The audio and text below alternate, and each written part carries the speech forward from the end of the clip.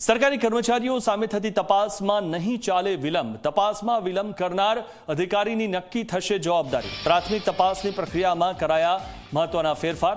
અગાઉના 2001 અને 2025ના ઠરાવોમાં સરકારે સુધારા કર્યા છે. પ્રાથમિક તપાસ કરનાર અધિકારી નહીં કરી શકે ખાતાકીય તપાસ.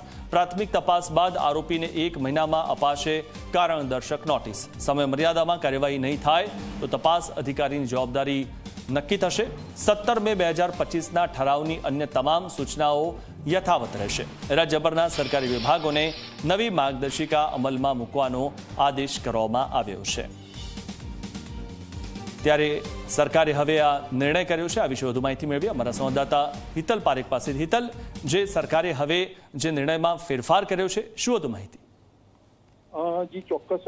રાજ્ય સરકારના સામાન્ય વહીવટ વિભાગે સરકારી અધિકારી કે કર્મચારીઓ સામે ખાતાકીય તપાસ થતી હોય છે તેના પરિપ્રેક્ષમાં મહત્વનો સુધારો કરવાનો નિર્ણય કર્યો છે. કારણ કે અત્યાર સુધી ક્યાંક ને ક્યાંક જે અધિકારી કર્મચારી સામે ખાતાકીય તપાસમાં વિલંબ થવાના અનેક કેસો સામે આવ્યા હતા અને તેના કારણે એક મોટો ફેરફાર એ કર્યો છે કે એના માટે તપાસ અધિકારીને પણ તેની જવાબદારી ફિક્સ કરવામાં આવશે, એટલે નિયત સમય મર્યાદામાં તપાસ પૂરી કરે. આ ઉપરાંત સીધી રીતે જોવા જઈએ તો સરકારે અગાઉના 2001 અને 2025ના ઠરાવમાં સુધારો કર્યો છે.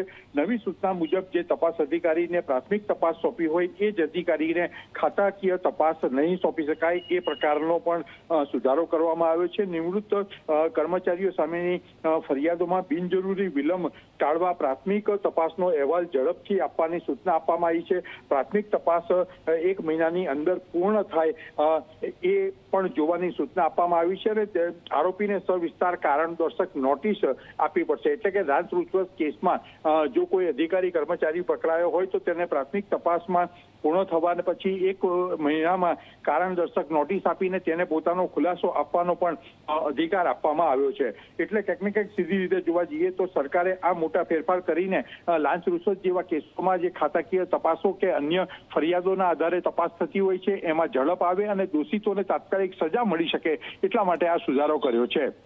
જી આભાર હિતલ, માહિતી આપવા બદલ.